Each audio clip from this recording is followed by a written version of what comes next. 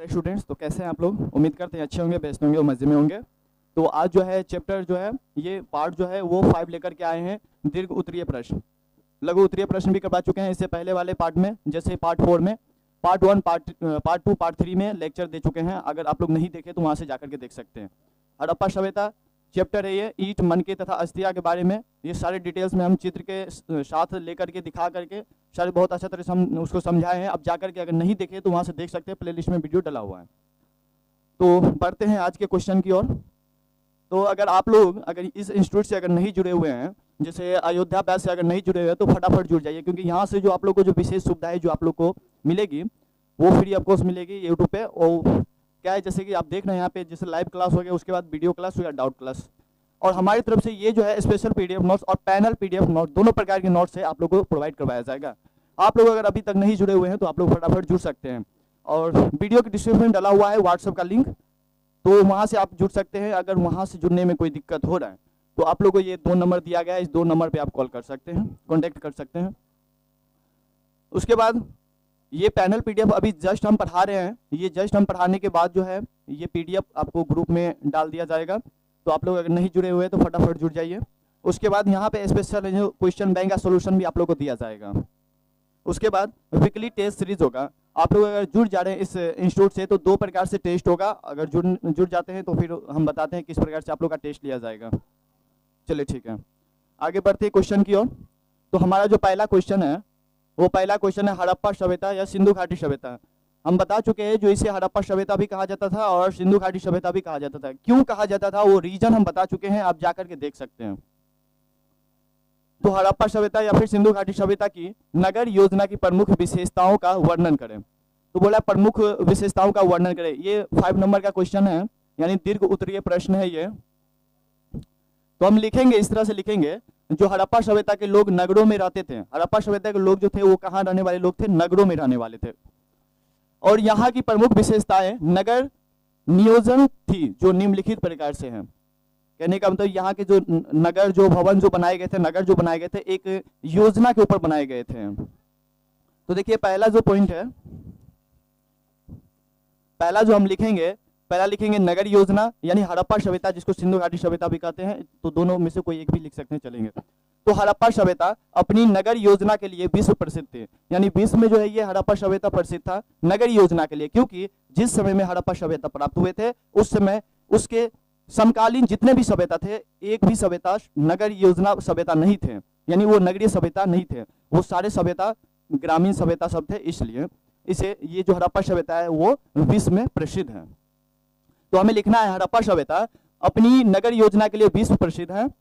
यहाँ के नगर सुनियोजित ढंग से बने हैं। यहाँ के जो नगर जो है वो सुनियोजित ढंग से बनाए गए हैं। नगर 2 भागों में विभक्त थे, नगर जो थे वो 2 भागों में विभक्त थे।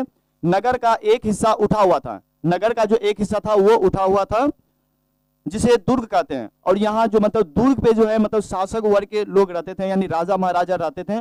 और नीचे वाले वर्ग जो थे, नीचे वाले जो क्षेत्र थे उसमें ना आम जनता के लिए रहने के लिए व्यवस्था किए गए थे। जबकि निचला हिस्सा आम जनता के लिए था, जबकि निचले हिस्सा जो था वो किसके लिए था? आम जनता के लिए था। तो इस तरह से हमें लिखना है। दूसरा जो लिखना है हमें भवन निर्माण के बारे में। तो सिंधु सभ्यता के प्रत्येक भवन में, सिंधु सभ्यता के प्रत्येक भवन में रसोई घर है ना, रसोई घर, स्नान घर, उसके बाद आंगन तथा शौचालय घर की व्यवस्था थी। भवन 1 मंजिले और 2 मंजिले होते थे। भवन जो होते थे वो 1 मंजिले और 2 मंजिले, ज्यादा बड़े भी नहीं बनाए जाते थे। सिंधु सभ्यता की है ना, सिंधु सभ्यता की घर की खिड़की, घरों की खिड़की सड़क की ओर, घरों की खिड़की जो है वो सड़क की ओर नहीं खुलती थी। यानी भवन जो बनाते थे तो वो जो घर है ना, घर का जो खिड़की होते थे उसको है ना सड़क की ओर नहीं खोलते थे, इसलिए क्योंकि वहां पे पोल्यूशन को ज्यादातर देखा जाता था, ज्यादातर ध्यान में रखते थे पोल्यूशन को। तो इस तरह से हमें जो है लिखना है, पहला नगर योजना, उसके बाद भवन निर्माण, ये 2 हो गए पॉइंट। उसके बाद तीसरा जो हम लिखेंगे वो सड़क योजना के बारे में लिखेंगे, सड़क व्यवस्था के बारे में। हड़प्पा सभ्यता की सड़कें जो है वो चौड़ी एवं समतल बनाई गई थी, जो एक दूसरे को समकोण पर काटती थी, जिनसे नगर कई खंडों में विभक्त हो गया था। जिनसे क्या हो गया था, मतलब वो जो एक तरह से हम जैसे ये जो है इस तरह से अगर बनाएंगे, तो इस तरह से अगर सड़क बनाए थे, देखिए 4 भागों में विखंड हो गए थे, तो वही यहाँ पे बता रहे हैं। जो समकोण पर काटती थी, जिनसे नगर कई खंडों में विभक्त हो गया था। सड़कें मिट्टी की बनी थी, सड़कें जो थे वो मिट्टी के बने थे एवं इनकी सफाई की समुचित व्यवस्था थी। कूड़ा है ना इकट्ठा करने हेतु एक अंतराल पर गड्ढे खोदे जाते थे। मतलब एक जगह होता था, कहने का मतलब अगर यहाँ पे अगर सड़क है, वहाँ पे मुख्य सड़क कहने का मतलब, जैसे एक तरह से हम बोल सकते हैं अभी के समय में जैसे चौक हो गया है ना, तो चौक के साइड में यानी एक अंतराल की जगह पे वहाँ पे क्या करते थे, मतलब एक गड्ढे खोदे जाते थे अथवा कूड़ेदान रखे जाते थे। वहाँ पे कूड़ेदान जो भी कहीं से भी कोई भी आएंगे कचरा उस कूड़ेदान में रख सकते हैं। उसके बाद जल निकासी प्रणाली के बारे में लिखेंगे। यहाँ के अधिकांश भवनों में निजी कुएं व स्नानगार होते थे। निजी कुएं होते थे सभी के घर में और स्नानगार होते थे। भवन के कमरों, रसोई घर, उसके बाद स्नानगार, शौचालय आदि सभी का पानी भवन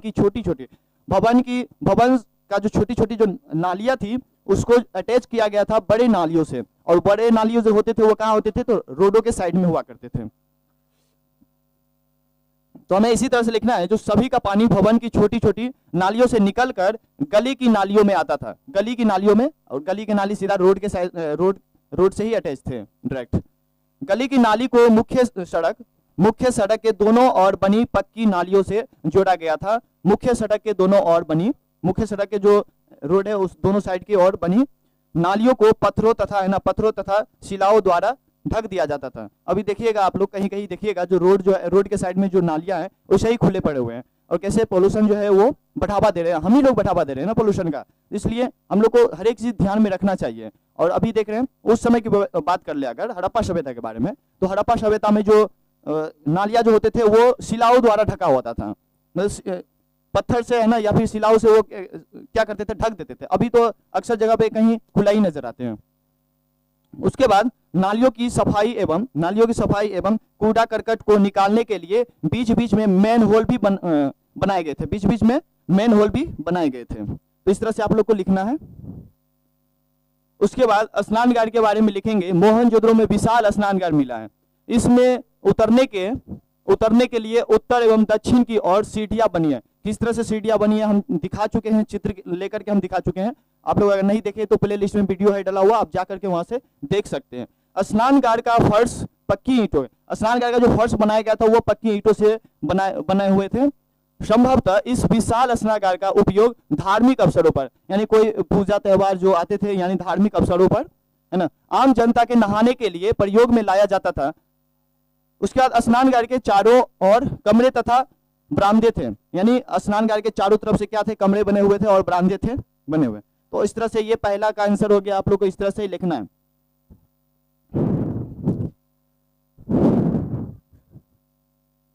उसके बाद हड़प्पा सभ्यता या फिर सिंधु सभ्यता के पतन के मुख्य कारण का वर्णन करें। तो यहाँ पे 2 नंबर में भी क्वेश्चन इसी तरह से पूछा जाता है, तो हम बता चुके हैं 2 नंबर में भी। अब देखिए यहाँ पे 5 नंबर में जो क्वेश्चन पूछा जाता है, यानी दीर्घ उत्तरीय प्रश्न में जो पूछा जाता है, तो हमें लिखना है इस तरह से। जो निश्चित साक्ष्यों के अभाव में इस सभ्यता के अंत के लिए इतिहासकारों ने अनुमान द्वारा तर्क प्रस्तुत किए हैं, जिनका वर्ण इस प्रकार है। मतलब यहाँ जो पतन हुए थे, हड़प्पा सभ्यता जो पतन हुए थे, उसका कोई निश्चित है ना, जो मतलब प्रमाण नहीं मिल पाए, जो यही कारण होगा जो हड़प्पा सभ्यता पतन हो गए। मतलब सभी विद्वानों में क्या है, मतभेद है, सभी विद्वानों में मतभेद है। तो हमें पहला लिखना है आर्यों का आक्रमण।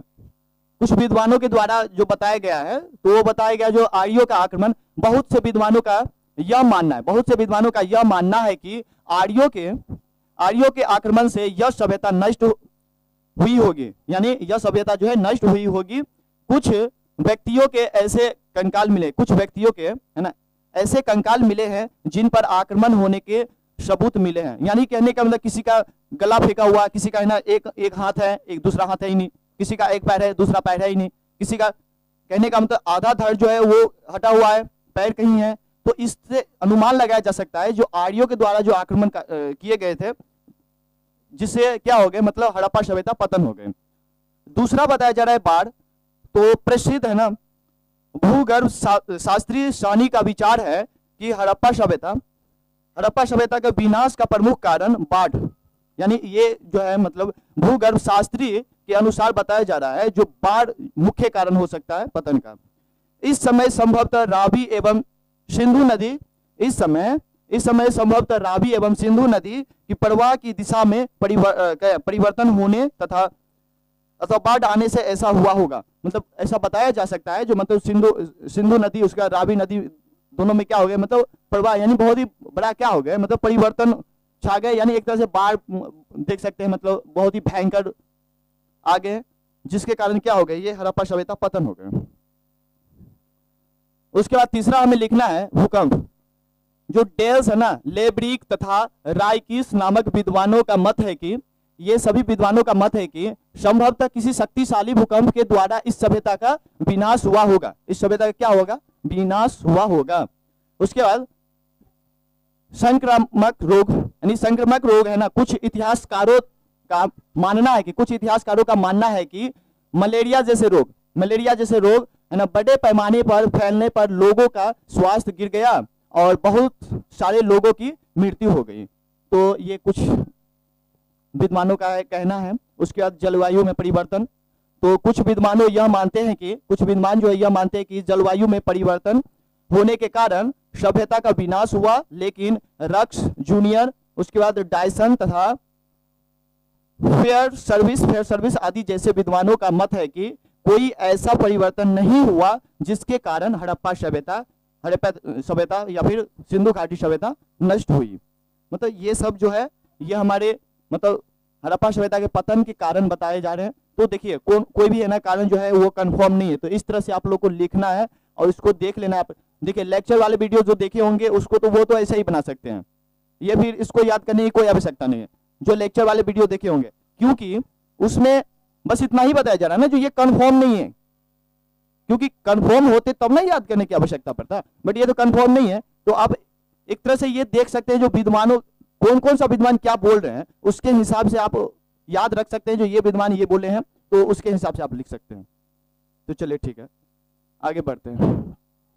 हड़प्पा सभ्यता के आर्थिक जीवन की विवेचना करें तो हड़प्पा सभ्यता का जो आर्थिक जीवन है, तो हड़प्पा सभ्यता के लोगों की आर्थिक जीवन विभिन्न प्रकार के कार्यों पर निर्भर थी जो निम्नलिखित प्रकार से है। तो इस तरह से हमें लिखना है। तो पहला लिखना है कृषि हड़प्पा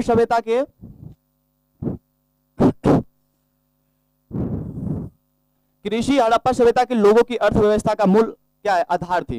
यानी वो जो वहां के लोग जो थे अपना जीवन यापन क्या चीज से करते थे, कृषि से ही करते थे। तो इनके लिए अर्थव्यवस्था का मूल जो आधार है वो क्या हो गया, कृषि। खेतों की उर्वरता के कारण यहाँ अनाज की कमी नहीं थी। सर्वप्रथम यहीं के निवासियों ने कपास की खेती आरंभ की, यानी हड़प्पा वासी लोगों ने ही कपास की खेती करना क्या कर दिया, स्टार्ट कर दिया सर्वप्रथम। और जितने भी मेसोपोटामिया थे है ना, जितने भी मतलब उस समय का जो मतलब सभ्यता था, उन सभी सभ्यता में यहाँ हड़प्पा से क्या जाते थे, कपास जाते थे। यहाँ के प्रमुख खदान गेहूं तथा जौ थे। एवं रंगपुर से ही बाजरा की खेती के भी साक्ष्य मिले हैं। रंगपुर से क्या चीज का साक्ष्य मिले, तो बाजरा खेती करने का साक्ष्य मिले रंगपुर से। उसके बाद पशुपालन कृषि के साथ साथ हड़प्पा वासियों की अर्थव्यवस्था का आधार जो है वो पशुपालन भी था। जैसे गाय, बैल, भेड़ है ना, कुत्ता, उसके बाद हाथी, सुअर, गधा एवं ऊंट इनके प्रमुख पालतू जानवर थे। ये जो मतलब बैल है ना, ये सभी जानवर को क्या करते थे, पालते थे और उनसे भी क्या करते थे, ये मतलब अपना जीवन यापन करते थे। यानी इनका अर्थव्यवस्था का जो एक दूसरा जो रूप है वो क्या है, पशुपालन। पहला रूप कृषि, दूसरा रूप पशुपालन। तो इस तरह से आप लोग को लिखना पड़ेगा। उसके बाद शिल्प तथा उद्योग विभिन्न प्रकार के शिल्प एवं उद्योग धंधों के प्रति भी हड़प्पा संस्कृति के लोगों का है ना स्पष्ट रुझान था। जैसे आप देख सकते हैं शंख, उसका सीप, घोंगा है ना, हाथी दांत से भी उपकरणों का निर्माण करना वे जानते थे। मतलब इन सभी से क्या मतलब वो उपकरण यानी कोई सा भी चीज समान वस्तु जो होता है वो बनाना क्या ये जानते थे। तांबे तथा कांसे प्रयोग मानव एवं पशु मूर्तियां बनाने में किया जाता था। यानी तांबे तथा कांसे को मिला करके मूर्ति हो गए, यानी अनेक प्रकार के वहां पे जो खिलौने हो गए, ये सब बनाना वो जानते थे। वो खुदाई में तांबे कांसे के उपकरण बहुतायत मात्रा में प्राप्त हुआ है। मतलब जब खुदाई किए गए थे वहां पे, तो वहां पे क्या चीज का, तांबे और कांसे का जो उपकरण जो है, वो सामान जो है वो बहुत ही यानी बहुतायत मात्रा में यानी अधिक मात्रा में प्राप्त हुए हैं। इनमें घरेलू तथा कृषि संबंधी उपकरण, घरेलू तथा कृषि संबंधी उपकरण, अस्त्र शस्त्र है ना, अस्त्र शस्त्र, उसके बाद बर्तन, कढ़ाई तथा प्रसाधन सामग्रियां प्रमुखता से मिलती है। तो ये सभी चीज है जो वो कांसे तथा तांबे से यूज किए गए है ना, बनाए गए उपकरण, सारा ये सब है। उसके बाद व्यापार तथा वाणिज्य। तो हड़प्पा संस्कृति के लोगों ने मोहनजोदड़ो को एक महान व्यापारिक केंद्र के रूप में विकसित किया, क्योंकि मोहनजोदड़ो में मतलब वहां पे अधिक क्या होते थे, व्यापार होते थे, जिसके कारण इसे हड़प्पा संस्कृति के लोगों ने मोहनजोदड़ो को एक महान है ना व्यापारिक केंद्र के रूप में विकसित किया। इन्होंने अपना व्यापार अफगानिस्तान, ईरान, उसके बाद सुमेर है ना, अफगानिस्तान, ईरान, सुमेर, बेबीलोन, उसके बाद ओमान, उसके बाद दिलमून आदि तक बढ़ाया। सिक्कों का प्रचलन ना होने के कारण, संभवतः आप लोग 10 में पढ़े होंगे, जिस समय अगर सिक्का का प्रचलन नहीं था तो उस समय कैसे वस्तु खरीदते थे, तो उस समय वस्तु विनिमय प्रणाली होते थे। तो यहाँ आप लोग पढ़े होंगे तो अच्छा तरह से बना सकते हैं। तो यहाँ पे देखिए, तो वो जो है संभवतः वस्तु विनिमय के माध्यम से व्यापार होता था। अब देखिए वस्तु विनिमय प्रणाली क्या है, वस्तु विनिमय प्रणाली आप लोग जानते होंगे, 10 में पढ़े होंगे। ये जो है मतलब जब पैसा नहीं होता था ना, उस समय पैसा का प्रचलन नहीं था, तो अगर गेहूं चाहिए, आपको अगर चावल चाहिए, तो हम आपस में क्या कर सकते हैं, चेंज कर सकते हैं। तो मतलब वस्तु से वस्तु ही लिया जाता था, पैसा उस समय नहीं हुआ करता था। तो यहाँ पे बताया जा सकता है वस्तु विनिमय के माध्यम से व्यापार होता था। लोथल जो गुजरात से है ना, गोदीवारा जो बंदरगाह होने के प्रमाण मिले हैं। अब देखिए लोथल से क्या मिले, गोदीवारा मिले, यानी बंदरगाह मिले हैं। तो यहाँ से भी क्या होते थे, बाह्य व्यापार होते थे, यानी बाहरी व्यापार सब होते थे यहीं पे, मतलब शिप जो है वो आते थे। चलिए उसके बाद हड़प्पा सभ्यता के सामाजिक जीवन की विवेचना करें। हड़प्पा सभ्यता के सामाजिक जीवन जो थे वो कैसा थे, तो हड़प्पा सभ्यता के लोगों की सामाजिक जीवन की प्रमुख विशेषताएं निम्नलिखित प्रकार से हैं। तो पहला देखिए, उत्खनन में प्राप्त बहुसंख्यक नारी मूर्तियां की प्राप्ति से संकेत मिलता है कि उनका परिवार मातृसत्तात्मक था। मतलब वहां पे स्वतंत्र एक तरह से हम कह सकते हैं, ऐसी समाज थी जो मतलब अधिक मात्रा में वहां से लड़कियां प्राप्त हुई हैं। हड़प्पा सभ्यता के लोग शाकाहारी तथा मांसाहारी दोनों प्रकार के भोजन करते थे।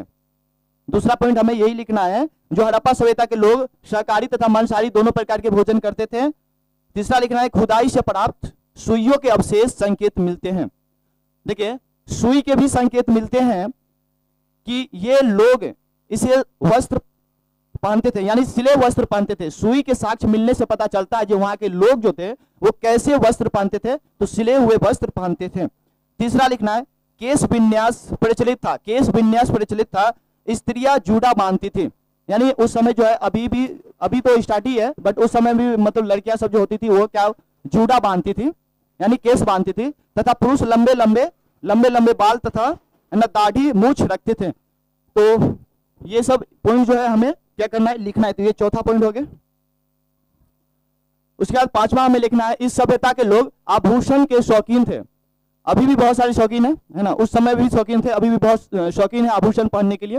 विविध प्रकार के आभूषण जैसे कंठहार, उसके बाद कर्णफूल, हंसली है ना, भुजबंद, उसके बाद कड़ा, अंगूठी, उसके बाद करधनी आदि पहने जाते थे। ये सभी उनके पहनने वाले क्या थे, आभूषण सब थे। छठा लिखना में श्रृंगार प्रधान के भी हड़प्पा वासी शौकीन थे, यानी श्रृंगार करने के लिए भी बहुत ही क्या थे, शौकीन थे। शीशे, उसके बाद कंगे एवं तांबे के दर्पण का प्रयोग होता था। चुनुड्डों से लिपस्टिक के अस्तित्व का भी संकेत मिला। देखिए ये क्वेश्चन क्या है, जो मतलब लिपस्टिक का जो साक्ष्य है वो कहां से मिला, तो चुनुड्डों से, यानी एक तरह से आप कह सकते हैं मेकअप की दुकान। तो मेकअप की दुकान जो है वो कहां से मिले हैं, तो चुनुड्डों से मिले हैं। उसके बाद सेवन लिखेंगे, इनके आभूषण बहुमूल्य पत्थरों है ना, बहुमूल्य इनके जो आभूषण है वो क्या क्या चीज से बने हुए करते थे, तो पत्थरों, हाथी दांत, उसके बाद हड्डी एवं शंख आदि के बनते थे। इन सभी चीजों का है ना उनके जो है आभूषण जो है बनते थे। आठवां लिखना है, मिट्टी एवं धातुओं से निर्मित तरह तरह के बर्तनों का प्रयोग करते थे। उस समय के लोग जो थे मिट्टी का भी बर्तन यूज करते थे। उसके बाद कांसे और तांबे के यूज करके बनाए जाते थे। उसके बाद लिखना है यहाँ प्राप्त नर्तकी की मूर्ति से संकेत मिलता है कि नृत्य भी मनोरंजन का प्रिय क्या थे, साधन रहा होगा। यानी उस समय भी मतलब डांस करते होंगे, मतलब डांस गान बजान ये सब मनोरंजन के लिए उस समय भी प्रचलित थे। उसके बाद हमें जो 5 क्वेश्चन है, हड़प्पा सभ्यता के धार्मिक जीवन की विवेचना करें। तो हड़प्पा सभ्यता के धार्मिक विशेषताएं निम्नलिखित प्रकार से हैं। पहला लिखना, हड़प्पा संस्कृति में मिस्र अथवा मेसोपोटामिया की तरह कोई ऐसा मंदिर प्राप्त नहीं हुआ है। मतलब मेसोपोटामिया है ना, उसके बाद मिस्र की तरह कोई ऐसा मंदिर प्राप्त यहां से नहीं हुआ है, न ही ऐसा कोई भवन मिला है जिसे कि मंदिर की संज्ञा दी जा सके, और नहीं ऐसा कोई हड़प्पा सभ्यता से भवन मिला है जिसको देख करके अनुमान लगाया जा सके यह जो भवन है वो मंदिर होगा। उसके बाद दूसरा लिखेंगे, मोहनजोदड़ो एवं हड़प्पा से प्राप्त मृण मूर्तियों को पुरातत्ववेत्ता मातृदेवी की मूर्तियां मानते थे। यानी मृण मूर्तियां जो होते हैं वो क्या होते हैं, मतलब पके हुए मूर्तियां।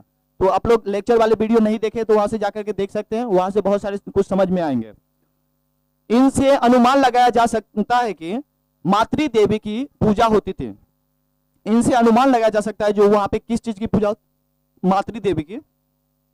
तीसरा जो लिखेंगे, एक मूर्ति में स्त्री के गर्भ से एक पौधा निकलता हुआ दिखाया गया है। यानी स्त्री के गर्भ से पौधा मतलब निकलता हुआ दिखाया गया है, जो संभवतः धरती देवी की मूर्ति है। जो संभवतः हम क्या सकते हैं, धरती देवी की मूर्ति है, यानी धरती माँ। अतः संभवतः है कि हड़प्पा वासी धरती को उर्वरता की देवी मानकर उसकी पूजा करते थे। यानी उर्वरता की देवी मानते थे उस समय हड़प्पा वासी लोग जो थे, और उसको मान करके क्या करते थे, पूजा करते थे। उसके बाद लिखना है, मेके महोदय को मोहनजोदड़ो से एक ऐसी मुद्रा प्राप्त हुई है जिसमें 3 मुख्य वाला एक पुरुष योग्य मुद्रा में बैठा है। इसकी तुलना पशुपति से की गई है। इसकी तुलना किससे की गई, पशुपति से। इसलिए की गई है क्योंकि यहाँ पे जो है तीन सिंह निकले हुए थे, उसके बाद अगल बगल से जैसे बहुत सारे पशु थे, जानवर थे, जिसके कारण इसे पशुपति का संज्ञा दिया गया। उसके बाद कुबड़ वाला बेल विशेष पूजनीय था। कुबड़ वाले बेल को वहां पे क्या करते थे, पूजे जाते थे। उसके बाद लिखना है, काली बंगाल एवं लोथल से ईंटों की बनी वेदी मिले हैं जो अग्नि पूजा का साक्ष्य है। अग्नि पूजा का साक्ष्य है, यानी वेदी मिला है, अग्नि कुंड मिले हैं, जिससे पता लगाया जा सकता है जो वो क्या मतलब वेदी है, जो अग्नि कुंड यानी पूजा के लिए वो उस समय करते थे। काली बंगा के हवन कुंड से यज्ञ का भी साक्ष्य मिलता है। यानी वो जो कुंड मिला है उससे पता लगाया जा सकता है जो वहां पे हवन का भी प्रचलन था, वो जानते थे ये सब के बारे में। और उसके बाद क्या है, मृत्यु संस्कार पर निश्चित रूप से कुछ नहीं कहा जा सकता है। शवों का 3 प्रकार से क्या है, उत्सर्ग करते थे। पहला, उसके बाद पूर्ण समाधिकरण, दूसरा जो हो गया आंशिक समाधिकरण, उसके बाद दाह कर्ण। तो ये सभी क्या थे, शवों को दफनाने का एक 3 जो है एक नियम थे। ये तीनों है क्या, ये नियम है। और तीनों क्या चीज है, पूर्ण समाधिकरण, उसके बाद आंशिक समाधिकरण, दाह कर्म, ये सब सारा बात हम बता चुके हैं। तो आप लोग अगर नहीं देखे तो वो जाकर के देख सकते हैं। उसके बाद ये जो चैप्टर है यहाँ पे लास्ट, अब जो है यहाँ पे चैप्टर नहीं है, ये खत्म हो चुके हैं। ये टोटल जो था वो कितना क्वेश्चन, 5 क्वेश्चन थे। कितना क्वेश्चन थे, 5 क्वेश्चन थे। 5 नंबर वाले टोटल 5 क्वेश्चन करवाए हैं यहाँ पे। तो आप लोग इसको बढ़िया से क्या कर सकते हैं, तैयारी कर सकते हैं।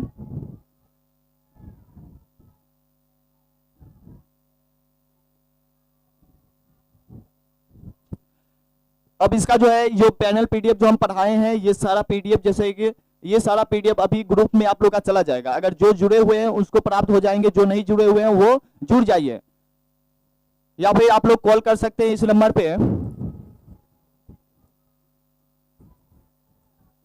इस नंबर पे कॉल करके आप मंगा सकते हैं। ये पैनल पीडीएफ जो है याद करने के लिए आप मंगा सकते हैं। तो ये नंबर दे दिए हैं, कांटेक्ट कर सकते हैं। तो फिर अब जो है हमारा जो है इसका जो सारा ऑब्जेक्टिव होगा, तो अगले नेक्स्ट क्लास में जो है इसका ऑब्जेक्टिव लेकर के आएंगे हड़प्पा सभ्यता का। तो तब तक के लिए take care, bye, see you tomorrow. पढ़ाई बहुत अच्छे तरह से करिए, मेहनत करिए। तो मिलते हैं नेक्स्ट वीडियो में।